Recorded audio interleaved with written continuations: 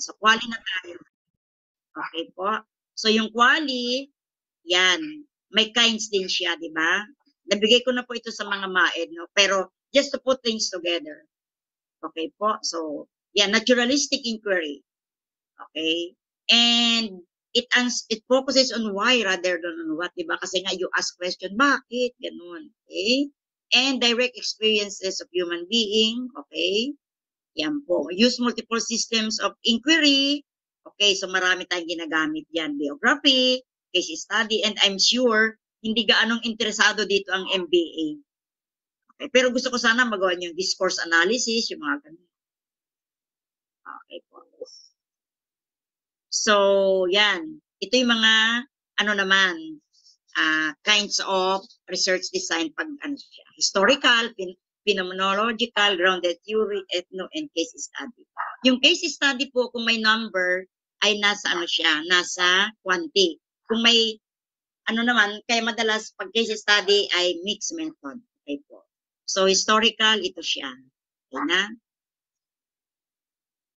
Phenomenology, yan.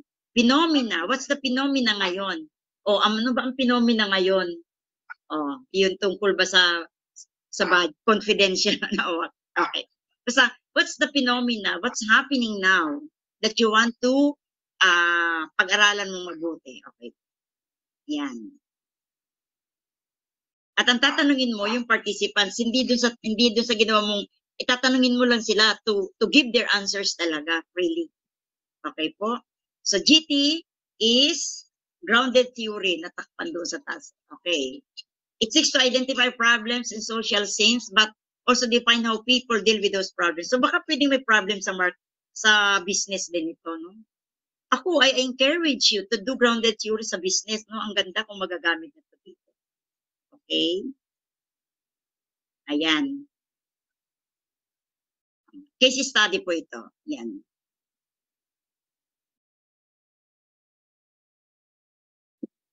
And then ethnography, yung pag-ethnography, the researchers really go to the community, go to the area, and then live to see the culture. Ayan. Kung gusto mo pag-aralan yung ano ba ngayon, yung purchase, ano ba yun sa mga MBA?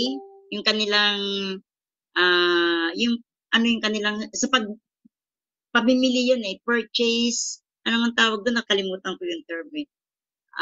Behavior, yan, pwede mong makita din siguro yan.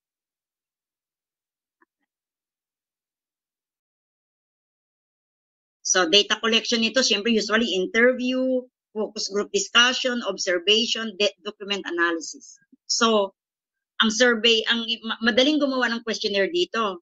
Nagagamitin mo sa interview, nagagamitin mo sa focus group discussion. Kaya lang, isa pa, pwede mo siyang dagdagan during or bawasan during. Okay. Yan. Ay, wait, ano yun? So, quantitative, okay, ito na yung kanyang difference. Madali na lang. So, next to tayo sa mixed method. So, sa mixed method po, mayroon tayong iba-ibang klase din. So, mag-quali ka and then quanti, di ba? Ito naman, both, ito quanti, data collection and analysis, okay. And then nag-quali. Ito naman, nag-quali muna bago nag-quanti. So, yung approach, kung ano yung datang unang nag-gather, will tell you, di ba, kung sabay mong kinuha ang quali and quanti, convergent, parallel design. Pag nauna kang nag-quanti, and then you want to verify it using it, you put it into quali, you look for explanation. Why is this like this? That explanatory. Now, if you do quanti, bakit maraming neutral? You explore and you ask why, then that is explanatory sequential. Okay po. Alright. So, ito, yan. So, icebergs, kasi pag icebergs, di ba, may nakalubog at may nasa ibabaw. Usually, nakikita lang natin yung nasa ibabaw, pero mas marami palang problema sa ilalim. Ganon daw dapat ang pag-ano natin ng ating study. Okay po? Nauuhaw lang ako. So, while naka-view ito, think of a problem ninyo.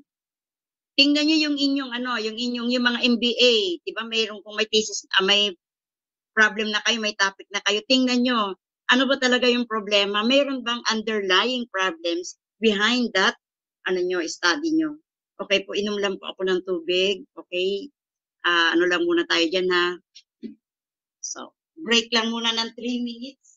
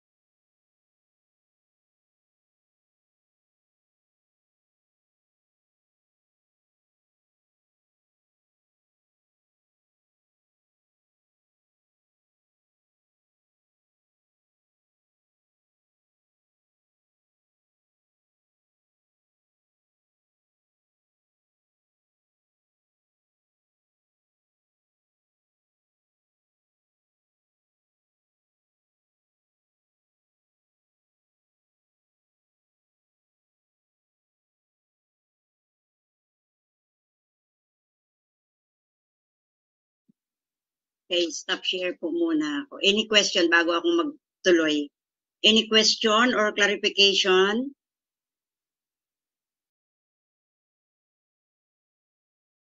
Sa mga nasabi ko, meron ba? Kung wala, diretso na tayo. Okay, sige po. So, kung wala, yes po.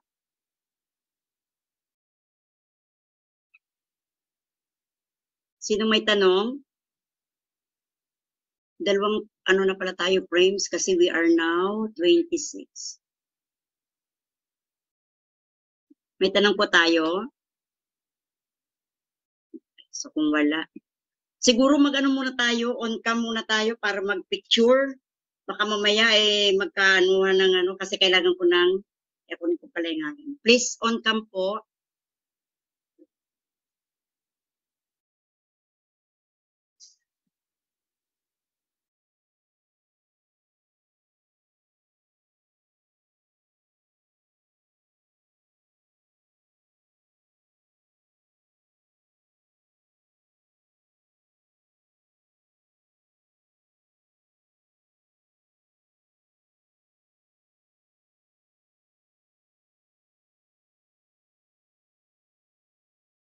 Ayan.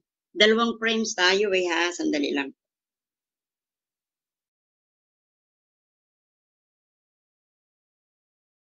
Okay, lang po on cam. Okay, yung pwede.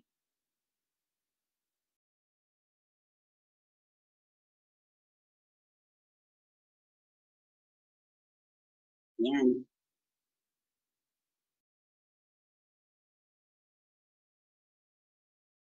Okay, next frame ha. Okay po.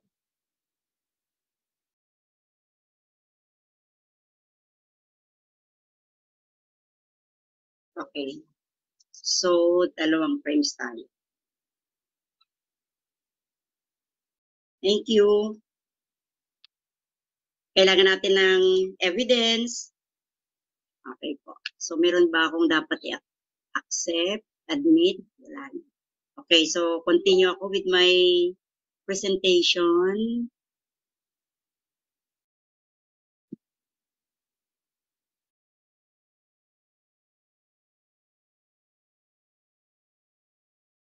Okay po.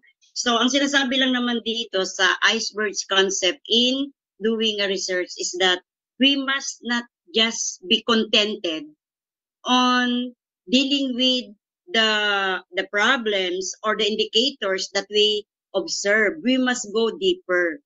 So, ang example dito pang teacher, no? Pero tingnan natin how we can apply it in sa MBA. Kunyari, di ba? Dropouts in public school. Problem talaga yan eh. Okay? So what are the common causes? Bakit nagda-drop out ang estudyante? Kasi nga, mababa yung grades or laging absent. So itutuluyan na. Hindi na talaga siya papasok. Pero kung titinan mo, bakit nga ba absent? Bakit nga ba mababa yung grades? So makikita mo, pwedeng may problema, relationship with the teachers, no? Baka takot sa teacher, may nangyari doon sa school na kaya ayaw na niyang pumasok. Or relationship with the peers, sa mga kaklase or may mga kaibigan along the way, no, kahit hindi niya classmate. And then, safety in the community. Okay, when you say safety in the community, kasi ang bahay naman ng estudyante, hindi naman katabi ng school, no, on the way, and maraming pwedeng mangyari. And then other school matters, for example, hindi lang yung teacher yung nagalit, kahit sa guard, di ba? Minsan merong ng guard, may situations or instances na ika-encuentro yung guard, or pwedeng sa library, sa libro, mayroong nasira, o yung mga ganun ba na, o sa kantin, minsan pwedeng nagkaroon ng insidente dun sa kantin. And also, pwede rin nating tingnan na may mga family matters, bakit hindi pumapasok yung estudyante. So meaning, pag naggumawa ng statement of the problem, dapat hindi lang ito ang ilalagay mo, kung ano yung nakikita dyan, deeper. Kaya po tayo ay nagkakaroon ng related literature. Nagbabasa tayo ng mga problems related dun sa ating mga existing literature or previous studies done, which are related to our concern, which are related to our topic. It may not be exactly the same, and it should not be exactly the same title, but it should be dealing with the same topic or situation. So, ganun din po sa MBA. Diba? Ano yung mga pwedeng, yung mga nakausap ko, okay, hindi lang sa sales, kunyari sa office, yung mga job satisfaction, okay, nung mga empleyado in a certain firm, di ba? So yun yung ano yung dahilan. And pag sinabi nating job satisfaction, may kinalaman na kaagad yan sa dun sa hierarchy, no? Yung kay Maslow's law, di ba? Yung hierarchy of needs. Kasi satisfaction eh. So, magbabasa ka, hindi ka lang doon sa satisfaction magbabasa ka rin doon sa hierarchy of needs. Kasi alin ba ang nasasatisfy na needs? So makikita mo doon, yung mga empleyado, ang kanila palang namimit na sa mga hierarchy of needs nasa mababa pa. Okay, hindi pa sila wala pa sila sa self-actualization. Kaya hindi nila maintindihan. Ang importante, malaki yung sweldo. Pero researchers are telling us that it's not only the salary that is keeping the employees, even with the teachers. Marami akong nabasang researches, no? May malaki ang relationships with the boss or and also with the colleagues. Malaking bagay kung bakit nag-i-stay din ang mga empleyado, not only in schools but also in other sa mga company. So gusto mo bang malaman sa company niyo ganun din ba? 'Di ba? So yun yung sinasabi ko kanina na you are getting it from others. Magbabasa ka muna ano ba yung mga so that when you praise your questions, research questions, hindi ka lang limited doon sa kung ano yung nakikita mo doon sa inyong baka merong hindi ka nakikita. And pag nagbigay ka ng questionnaire, sasagutan nila yun, then mapapalabas mo na you are not aware that this is it. Okay? And then you can recommend that to to the management. And the management, if they are sincere with in keeping their employees, should should study your recommendation. So hindi lang yung absent at saka yung uh, hindi maganda yung trabaho niya, no? Bakit hindi maganda ang trabaho niya? Bakit siya absent? So hindi pwede mo itong ilagay na not dropouts in public schools eh. Pwede mo itong ilagay dun sa ng mga empleyado sa inyong opisina. 'Di ba? Pwedeng low performance sa perform ng kanyang job. And 'di ba madalas kasi yan ang ini-evaluate eh. 'Di ba? Meron ba kayong peer evaluation na pwede mong evaluate yung kasamahan mo? Baka kailanganin yun kung wala pa kayo. Okay? Relationship with the supervisor. Diba? Safety in the, not only in the community, but safety in the workplace could be considered. Relationship with your office mates, with your co-teachers. Okay, what are the other matters in your company that should be looked into? Okay po, baka pwedeng yung inyong culture within the company, di ba? Yung mga ganun. And of course, family matters, laging kasama yan. Okay po? So yun, pwedeng, kaya nga sinasabi ko, we can use the concept sa ibang no? Just put it in the proper perspective. Okay po?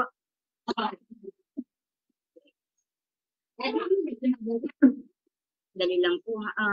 Paki-off po yung ating po dito sa kapitbahay ko, nag-ano na rin. Dali lagay ko lang ulit sa slideshow. From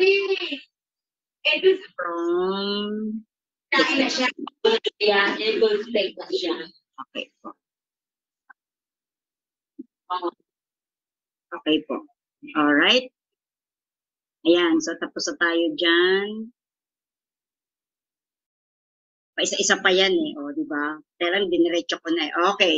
So, ito na tayo ngayon. How to choose a research topic. And there are 6 steps actually that I was able to research on. So, brainstorm possible subject matter. Ako kasi, sa mga teachers, I ask them to identify the problems that they encounter in the classroom, in their school, or in our education in general. So for the MBA naman, it can be always start with your workplace because things that are happening in your workplace might be also happening in other workplace. And then titingnan nyo ngayon, ano ba yung mga underlying principles kung hindi man theories agad, bakit pa ganyan ang nangyayari sa aming opisina. Okay? And then if you are on sales, tingnan nyo ano ba yung mga ngayon, trend ang tawag natin dyan, di ba? Ano ba ang trend? Okay. Ano ba ang issue? Kasi pag may issue, merong positive and negative, di ba? Kaya nga issue eh. There is a positive and negative aspect of it. And if there is a negative and positive aspect of it, then there can be possible problems. So yun yung brainstorming. Maganda pag undergrad kasi grupo sila, they can brainstorm within their group. But for you, it's more on reading. The way I see it, no, that you can validate, your observations. Diba? So brainstorm possible subject matter or topic. Hindi ka agad title. Kasi pag nag-research po kayo at ang ginamit nyo ay yung research title nyo, nilagay nyo doon sa pagre-research, limited po ang makikita nyo. Okay? Kasi pwede yung isang variable nyo ay naando sa isang study, isang variable mo nasa ibang study. The 2 studies will not come out sabay, di ba? So, but if you will just put your topic or the variable that you want to study, okay, makikita mo ngayon, ano na ba ang mga pag-aaral na nangyari tungkol dito. So, dyan ngayon pumapasok po yung review-related literature. But in doing so, you have to think of your expertise and interest. Gusto ko ba to? Okay, kaya ko ba to? Di ba? Bato-bato, ganyan. I remember when I was doing my thesis, I want to evaluate the gifted program that I had in our school. And the school admin parang ayaw eh. Kasi nga wala pa namang ganun. Ako pa lang ang gumawa nun eh. But that's my interest. So I read a lot, no, from literature. O, doon ako nakakuha ng mga theories sa mga ganyan-ganyan. Kasi sa loob mismo ng eskwelahan namin, wala akong makukuha. Kasi ako pa lang ang gumagawa ng, ako pa lang ang may interest sa program for the gifted. Wala pa yung iba. So, nung nangyari, yung sa akin ang una. Okay po. So, ganon. But, kahit dinidiscourage ako ng mga co-teachers ko, dinidiscourage ako ng admin kasi nga walang gaano, but that's my interest. Now, when I did my dissertation, ang gusto kong pag-aralan noon, K-12, 2013 pa noon eh. Noon pa lang nagsisimula yung K-12. But you know, as I read, nakita ko very limited naman ang aking magiging references. Diba? Kaya kailangan talaga nagbabasa. And parang wala pa akong gaanong makuha dito sa Pilipinas kasi nagsisimula pa lang nagsisimula na naman, no? Nagsisimula pa lang ang tawag yan, ang K-12. So I was advised by my SKW teacher, why not study something on the tertiary level because you are not connected anymore to K-12. Sabi niya sa akin, you are now in college. So why not study something about college? Ano ba mapag-aaralan ko sa college? So, sa kababasa, kagaganyan, mahirap, hindi madali, I'm telling you. So ano ang naging topic ko nung ako'y nagano? School culture, knowledge management in different colleges. O mahirap mag-gather ng data kasi pupunta ka sa sabi ng mga panelists, 5 to 7 schools daw yung pupuntahan ko. Grabe, no? So, saan-saan ka pupunta? So, doon ako sa 5 kasi 5 to 7. So, na-meet ko naman yung criteria na 5. So, hindi madali. Ganun lang. But the thing is that you have to think of your expertise and interest. Kaya nga, do literature review, assess the feasibility. Diba? Sinasummarize ko na things that happened to me. So, make your research question more specific. So, siyempre, pag dissertation, sabi nga, you must be able to come up with blah, blah, blah. So, may question ako about school culture, ang dami nun. May question ako about knowledge management, o di ba? Ang dami din nun. So, ibang questionnaire dito, ibang questionnaire dito. And you know, I was able to find a standardized tool. Isang nasa abroad, yung culture, yung research, yung knowledge management, yan sa Visayas. But you know, mas nauna sumagot yung nasa abroad. Diba? See, that's my experience. But, sige lang, you have to be patient kasi sasagutin din naman. And from there, wala akong binago. I just want to find out kung ito ba talaga ay applicable sa mga schools na pinuntahan ko. And then from there, I was able to come up with a picture, with a tawag dito. Not really a model kasi ang hirap gumawa kasi nga each school is unique. But I was able to make a tawag dito parang isang paradigm na ganito pala sa college in terms of culture, school culture or organizational culture and knowledge management. So yun po yung aking dissertation. Ang aking thesis is evaluation of the gifted program na ako yung gumawa. Kasi nga doon sa school, nobody will evaluate my work. Kasi ako pa lang ang nag-gifted program doon. So, matutulog sa pansitan yung aking programa kung di ko siya gagawin. So, for me to be guided, scientific approach in evaluating my program, kumuha ako ng, di ba, ng theory. O, anong theory yung ginamit mo? And then, the model na nagamit ko, walang questionnaire. So, nagpunta pa ako sa Ateneo, doon pa ako. Basta ang daming nangyari. But things are doable. Hindi siya madali, but doable. And then, be open to feedback. Yun, huwag tayong balat sibuyas. Okay po. Yan. So, ito naman, sabi ng isang nakuha kong, na-research ko din to, no? Brainstorm with your co-authors, o, di ba? Or, madalas, now, with you can brainstorm with your advisor or with your research professor. Pwede ba to, sir? Doc, pwede ba to? Ganito, yan. Pero lagi nandiyan yung read. Napansin nyo? Read. Okay? Then find the gaps of the literature. Dahil marami kang binasang existing data or previous studies, malalaman mo doon, ano ba ang gap? Okay, my next presentation will be on research gap. Okay, gather the statements of the problem, so yun. And then formulate your hypothesis, establish your scopes and limitation.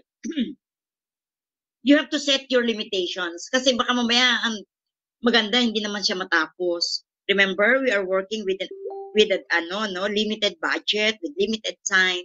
So we have to think of something that is doable within our resources. Okay po, so yon. So when you read your related literature, ang tawag yan minsan ay RRL, yung iba naman literature review. Okay, we are doing that. It's not just to make, hindi nga pampakapal ng thesis natin yan, no? To find gaps. Ano ba yung hindi pa nila napapag-aralan? Okay? So when you say research gap, these are the missing pieces or insufficient information in the research literature. May gaps ba dyan sa iyo? Baka naman yan pinag-aralan na lahat. Oo. Unanswered question or unresolved problem can also be, marami nang nag-aral but there are studies pull in different directions. So making difficult to draw firm conclusion. So gagawa ka na sa'yo para makiisa ka dun sa direction. Alin ba dito sa mga directions na to ang tingin mo kaya mong gawin. So dun ka para so that when after your study, you can affirm that this is true. You can negate these findings because that's not the findings in my study. Okay po. So identify literature gaps. Okay, you need to go thorough review. Yan. So sa IMRAD, di ba? Tayo. Sa IMRAD or pwede nyo tingnan na part, yung introduction at saka yung discussion. Kung siya ay naka-article format, naka-IMRAD format siya. Sa traditional format, yung chapters 1 to 5, 1 to 4, yung may mga recommendations, tingnan nyo dun sa recommendations. Di ba? Sabi ko kanina. And tingnan nyo rin yung scope and limitation. Kasi pwedeng, ito yung pinag-aralan niya, pero hindi niya na-consider itong isang aspeto na to. So pwede mong pag-aralan ulit at isama mo yung hindi niya nasama. O see, if you'll get a better result. Diba? Kasi kaya niya nilagay yun sa scope and limitation, alam niya na naka-apekto yun sa kanyang findings. Kasi kung di niya yun nilagay doon, questionin niya ng mga panelists, dapat ginawa mo to. Okay? Pag nag-defense ka, sasabihin ng panelists, dapat ginawa mo to, ganito, ganito. Pero kung yung sinasabi niya, stated in your scope and limitation, then you can simply answer, but Doc or Sir, Ma'am, that has been considered in my scope and limitation. Nobody can question. Okay po. Next. Yan. So there are 4 types daw ng research gap. Classic literature gap, disagreement, contextual, and methodological. So, classic literature gap emerges when there's a new concept or phenomenology that has not been studied much. So, yung bago pa, okay, yung bago. Ay, nung ako kasi nagsisimula pa lang talaga, kaya wala akong makita, kaya nagbago-bago talaga. So ngayon, yung school culture, marami na nag-aral ng school culture. Pero iba yung school culture na pinag-aralan ko. Melo, iba yung school culture na pinag-aralan ko sa school culture na sinusunod natin. Okay, ayan.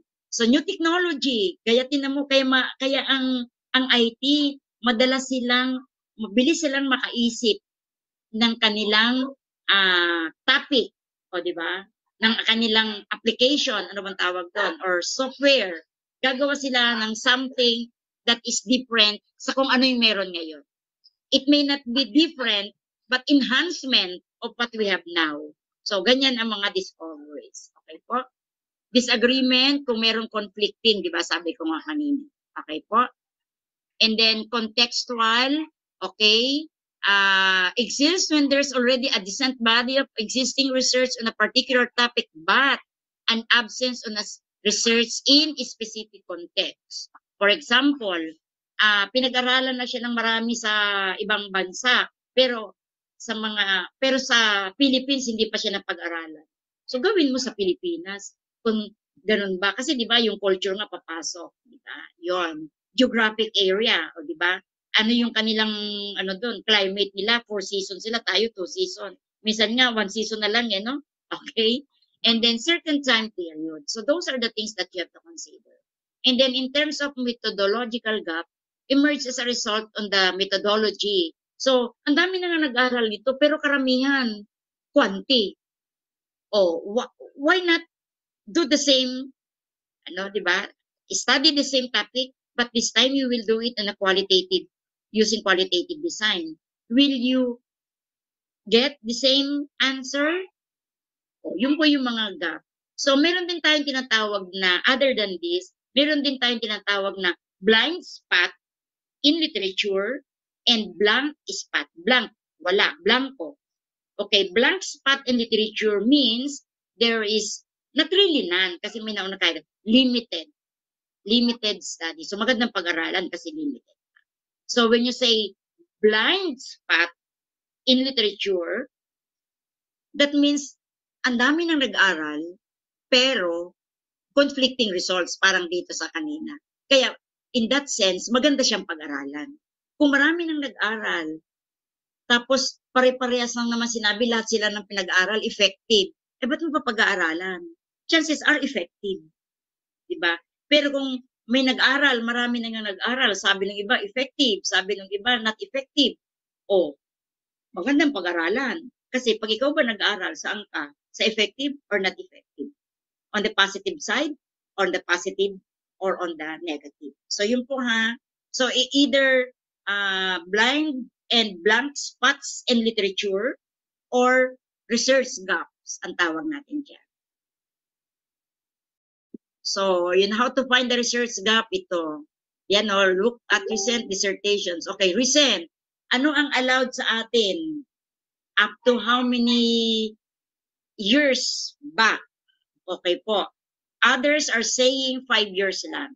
Others naman, nagsasabi pwedeng 10 years. May iba naman nagsasabi, okay lang na okay lang na may luma, basta may bago. Para makita na talagang it has been studied several years ago and is still being studied now. Ano ba yung findings? Do you still have the same findings? O, di ba yung mga pinag-aralan nung before COVID-19 na pinag-aralan ulit ngayong COVID, the same ba yung findings? So, mga ganon. So, sa atin po, sa WCC, I am setting na 10 years acceptable. Okay? 10 years acceptable. So, anong year tayo ngayon? 2023. Hanggang 2013 na literature, pwede nyo pong gamitin. But for the theory, kahit po luma. Kasi ang theory minsan na ano na yan, di ba? Na nare-revise. Okay? Ilalagay nyo po, pag sa kinuha nyo theory, ilalagay nyo sino yung proponent, sino yung, ang tawag natin dyan, developer, and ilagay nyo rin kailang year siya unang na-develop, and then yung ginagamit mo ba ay modified, sino ngayon ang, ano yan, ang proponent din sa modified na yan. Kasi nagbabago. Minsan mayroong pinag-aaralan yung existing theory and may nakukuha silang bagong findings. May dinadagdag, may binabawas. Kaya makita nyo minsan ang theory, dalawang tao. So, nagko-combine forces po sila. So, it's very important that when you write, there must be a theory. Hindi pwedeng wala. And that theory, you have to state the theory. State the theory. Okay, what is that name of the theory, by whom, and in what year? And then, ano ang sinasabi niyang theory na yan? So you have to state the theory, explain the theory from the perspective of the author or the proponent, and then contextualize. Explain why you are using the theory in your study, in your thesis. Okay po? So yun po. And from there, makakahanap ka na ng maraming related literature. And then in your related literature, makikita mo ngayon, merong ginamit yung theory na yan, merong ginamit siya, pero may iba pang theory na dinagdag. O yung mga ganun ba? Pwede rin ginamit yung theory na yan ng mga related literature mo, pero may parts na hindi kinuha, may parts lang na siya na kinuha. So something po yung ganun. But you have to put the original theory. Kasi ipakita nyo kung saan nyo kinuha. Kung kukuhain nyo lahat yung naando sa theory na yun, explain. Kaya mayroong tayong contextualize. Kung ang kinuha mo lang yung dalawang aspeto ng 5 aspects of the theory. Explain that in your study, you are just getting these two aspects. Explain why. Okay po? Yan. And then yung mga limitations doon, makakakuha din tayo ng mga research. Okay. Yan. O, ito yung ating ngayong ano, no? Dapat makagawa tayo ng research proposal. Actually, yung sinabi ko kanina, you must be able to have a title defense. Pero yung title defense po, hindi lang yung title. Ha? May title, pero di ba bago kayo nakagawa ng title, nag-isip muna kayo ng ilan. O alin yung na-approve na ba yung title ninyo ni Doc Melo? Okay. Sa amin kasi wala pa kaming title eh. Pinapagbasa ko pa sila. So meaning, ang gagawin nyo is title, introduction, say something about that body of knowledge that you want to study, and the last paragraph should explain, is there any problem or concern? Why are you conducting a study on this particular topic? Usually, ganito po ang tanong ng mga ng mga panelists pag nag-defense ng title defense or proposal. What prompted you to conduct this study? Okay, sasabihin niya, is there any problem in this particular topic? Or do you have problem about this topic? Kasi pwedeng yung problem, hindi ikaw mismo ang may problema, but you observe na ito yung nangyayari. Okay? So yun, nakalagay po yun sa introduction. And then your SOP, statement of the problem, or we call it research question also. So ilan yun? At least 5. At least 5 questions po ha. At least 5 questions. Okay. And your research questions must have inference, first must have descriptive to describe kung ano yung tungkol about your variables and about your respondents. And then from there, you will make inferential questions. There may be 1 or 2 or 3 inferential questions. And then the last question must be about the output. So how may the findings of the study, okay, be utilized in blah, blah, blah, blah. Laging may ganun po tayo sa last part of our statement of the problem. Okay po? Ayan. Sige, so pag-aral natin. So gusto ko lang munang, bago yung formatting guidelines, stop share muna ako. I-share ko lang sa inyo how I guided my students, so my dear MBA students, this is the assignment I gave them so that they can look for research gap. Hopefully, nakatulong naman sa kanila. I will share to you. Naka-ano lang siya ha, naka-word kasi mahaba yung table eh. Sandali. I-share ko po sa inyo. Kunyari, you will read a certain article. Okay, you will read a certain article. Sandali ha, exit ko lang yung You will read a certain article. So, i-dissect ninyo yan. I-share ko lang sa inyo. Okay. Nandito siya. Consolidating.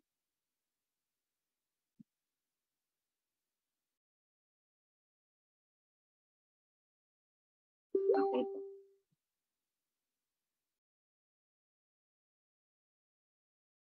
Okay. Dali ha. Nasaan na yung akin? Okay. Share screen ulit.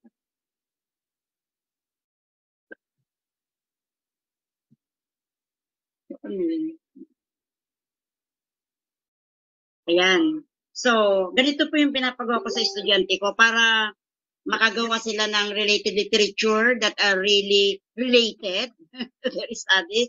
Related literature that can help you in identifying the gaps, the research gaps.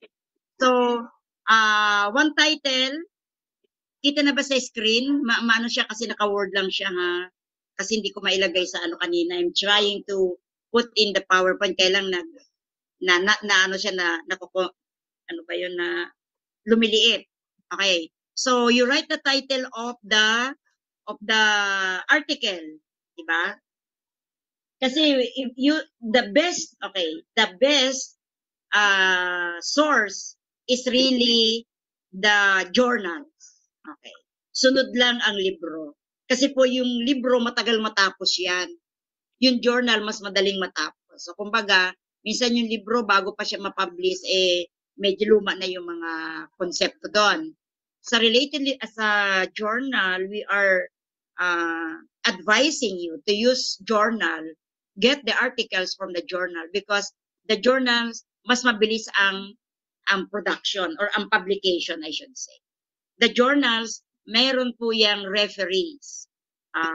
Tawag natin dyan ay mga refereed siya. Meaning, may nag-critique ng journals, ng article na yan, bago pa siya i-publish. Ako po ay referee. Referee po ako ng journals, kaya alam ko yan. They are getting 3 referees. Kapag yung 3 referees na yan, iba-iba ang sabi, nagko-consolidate minsan nag-meeting yung mga ano. Pero madalas ang basihan kung ano yung sinabi ng dalawa, pag yung dalawang referees may sinabi na the same, ano yon considered yon in the revision. And hindi po yung referee ang nagbibigay ng comment directly to the owner, kaya blind refereeing yan. Okay, hindi alam ni referee kung kanino yung study na yon at hindi rin alam nung author kung sino ang nag-critique o nag-referee doon sa kanyang work. Ganun po sa journal. Kaya it is highly advisable that you will get literature from the articles in a given journal. Maraming journal. And in sa mga professionals, mga profession, may mga journals. Okay po? So you write the title. Sa isang journal, marami yan. So ano yung kinuha mo doon? Sino ang proponent o researcher niyang research na yan or article na yan? And then you write the name of the journal. Okay po? And then ano yung problems? Minsan, pag naka-article siya, hindi nila nilalagyan ng research question, hindi. So ikaw, as a reader, should be able to identify ano yung problema na pinag-aralan nung article na yun, nung author ng article na yan. Pero kung ang titingnan nyo po ay mga previous thesis and dissertations, nakalagay talaga doon, no? Kasi you can see on the different parts, talagang specified kung ano yung SOP, diba? And then, lagi po yan may theoretical framework. Theoretical framework. Identify nyo yung theoretical framework with the proponent or developer of that theory. Theoretical framework, theory yan, di ba? Research tool. Minsan, ang nilalagay po nila lang ay yung name nung tool. Name, tama. Or title. Kayo po ang magre-research nun. Minsan, naando sa baba ng article, yung tool mismo, masaya kayo kung may ganon. Minsan, wala naman. Kasi you have to ask permission talaga. And then, ano yung findings nila or results? Okay po. Hindi pwedeng wala. Yung recommendations po, minsan wala. Okay. So, lalagyan nyo na lang na not mentioned. So, ganyan po yung ginagawa. So, kung nakalima ka na napag-aralan, di ba? O nabasa, I should say. So, hahaba to. Okay po. Now, madali na, pag nagpunta ka sa introduction, ginamit mo, magagamit mo siya. Kasi po, isa-cite nyo rin kung sino yung nagsabi ng mga ganito. Si ganitong author sa ganitong ganyan. In his study, ganyan-ganyan. And pagdating sa results, you will confirm or negate yung kanyang findings. Yan po. So, I don't know if this can help you. Aywan ko kung anong masasabi ng mga students ko sa MAED kasi pinagawa ko na po sila ng ganito. Okay po? Sige. So, stop share muna ulit ako. Okay. Ano pa yung puntang ko muna yung aking nasa PowerPoint ko ulit. Balik ako sa PowerPoint ko.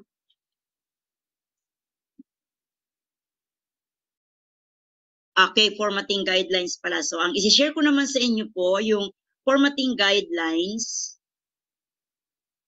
Okay. Lagay ko lang sana. So, in the RDPO, this is our office, Research Development and Publication Office. We came up with a formatting guidelines. Kasi po, nakakahiya kapag may defense, tapos yung mga panelist, sasabihin, wala ba kayong format? Kasi iba-iba yung sinusulat ng mga estudyante. Tapos, minsan in the same college, iba-iba yung format. Meaning, iba-iba siguro yung, ako I presuppose lang na, iba-iba siguro yung advisor. Okay? So, sa atin po, sa WCC, so we came up with the formatting guidelines for research papers. Okay? So, kaya tatlo po itong WCC, tatlong campuses, QC, Antipolo, and Jimba. And then ito yung mga colleges. Doc Melo, pakibigay mo po sa akin yung icon or logo ng grad school. Okay po, para madagdag po dito. Okay po. And then, so may meaning yan. This, yung book, yan yung manuscript natin. Yung laurel, ibig sabihin, you must come up with this scholarly work. Diba? And these are the different colleges. That's why I am requesting Doc Melo to submit to us yung kanilang logo para ma-incorporate namin dito. Okay po. So, formatting guidelines, pilot edition. So, first time na gagamitin to. So, Doc Melo, if ever na meron kayong suggestions or may nakita kayo na dapat maayos, please feel free to give it to us. Kasi di ba, when you conceptualize something, minsan iba pag nandan na sa actual setting. Okay? So, dito po, I will give hard copy sa MBA kay Doc Melo. So, nandito po yung vision ng ating office. So, the research, the RDPO envisions itself as a central office. Papalitan ko yung trend setter, gawin kong pace setter. Okay? Pace setter. When you say pace setter, ikaw yung nagsiset ng pacing. Diba? For research, production, presentation, and publication, contributory to nation building and global progress. So, dapat yung tatlong processes mangyayari. We produce, we present, and we publish. Kasi ang hirap namang mag-publish na wala tayong ginawa, di ba? So how can we do that? As a department, partner of WCC Educational System, pasensya na kasi hindi ko ito maano eh. Result-oriented, ganyan-ganyan, department and college, okay, to ensure that the projects adhere to the ethical principles. Ay, pwede ko pala siyang palaki. Sorry naman, ha? Ayun. Ayan. So, to the ethical principles and standards of research. Kaya, kailangan po tayo ay merong sinusunod na guidelines. And then, for that, yan. So, the RDPO, these are the services. So, what I'm sharing to you now, I'm also doing it as an education. Kaya sabi ko kay June, yung payment, hindi yun eh. Hindi yun ang ating prime consideration dito. Because I also want to share. I'm happy that you approach me, no, virtually. At nagkaroon ako ng pagkakataon to share itong na to. So there can also be consultation.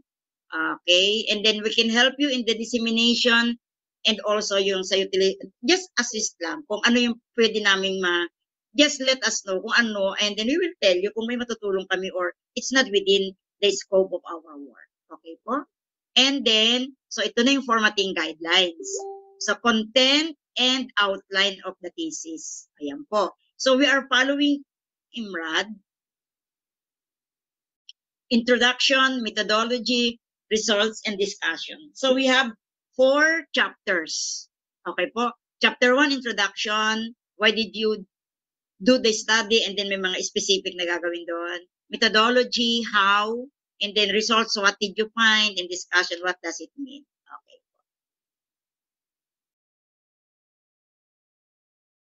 Kayo ang unang-unang gagamit nito.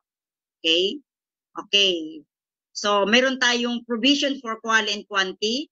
So, meron tayong, ito last part nyo nang gagawin, but this should be on the first pages of your thesis. We call this, yan.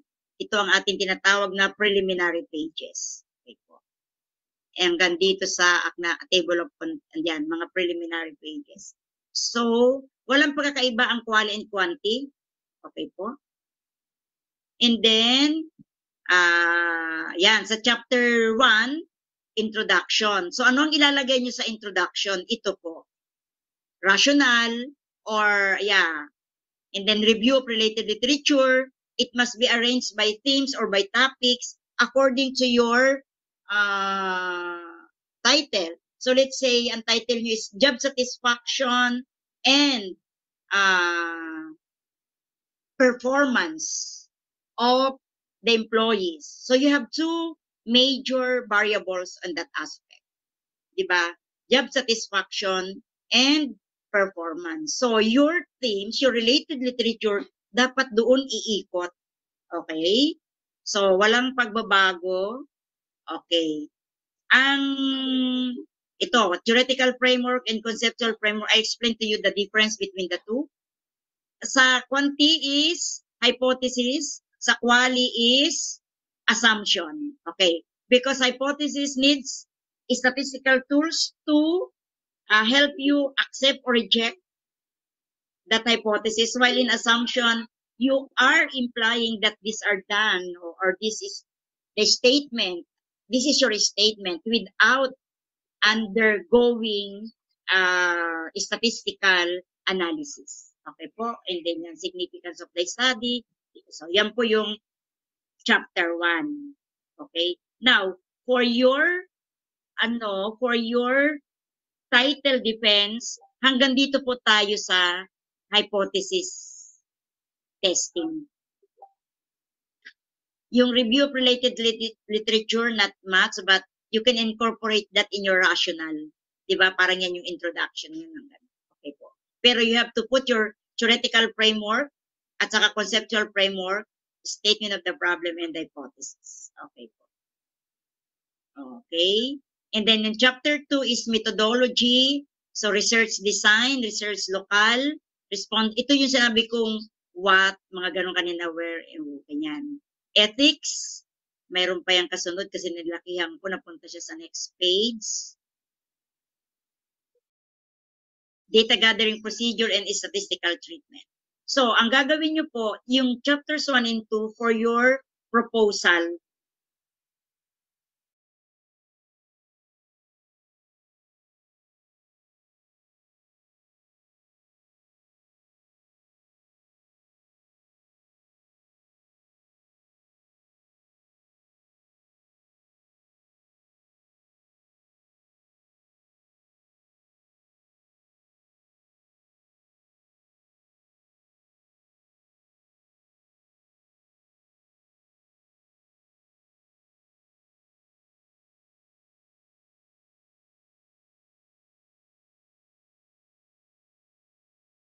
or it can also be adapted or standardized, and tatlo nga lang, researcher made, modified, or standardized. Okay po? Sa respondents of the study, you have to identify first ano yung buong population, and then ano yung certain group or sample na iyong at kasama dito ang sampling technique. Okay, dagdag ko pala dito. Sample and sampling technique. Okay. So, di ba? Na, kasi importante po yan sa quanti. Paano mo napili? Okay? Sample, yung magiging mo, di ba? Grupo. Paano mo sila pinili? Okay po. So, yung ganyan po yung ating, yung results, sa na yan? Sa thesis writing nyo na talaga yan. Kasi after gathering data, saka mo mapapakita yung results. So, yung results, ito. So, you have to put the table, may table number, may table title, may legend, and then analysis of the table. Pag sa quali naman, thematic lang siya, and transcribe or coded. May pamamaraan dyan. And then, pagdating po sa chapter 4, discussion, okay, for every subtitle or for every question, mayroon kang summary of the result. And then, possible reasons for the results. Cross-references. Okay, ito po yung cross-references. Yan yung sinasabi ko kanina, that you may confirm or negate the findings of the previous researchers who did a study related to your topic. So, sasabihin mo, this confirms the result of ganyan. And then implication. Anong implication yan? Kung positive Ano ang implication kung negative yung findings? Okay po? Pero sa quality, generalization, and reflection. So, ituturo yan ng inyong research teacher. Pero, tingin ko kayo, karamihan talaga, wala pa akong dahil ako statistician, no? Kaya walang pupunta sa akin na quality. Pero marami akong kliyente na MBA, yan, nakaano sila, quantity. Alright, and then ito po yung conclusion, summary of findings, ayan, ito siya. And then ito siya. Okay? So ito po yung ating susundan na format, and I will give a hard copy to the grad school, to MBA. Ayan. So meron din sa likod. Ito yung mga end matters naman. Ano yung after nung references, ito na siya. Appendix ABC, ito yung mga dapat na meron. Letter of request, no? To conduct a study. Pilot study and actual study. Kailangan ng pilot study?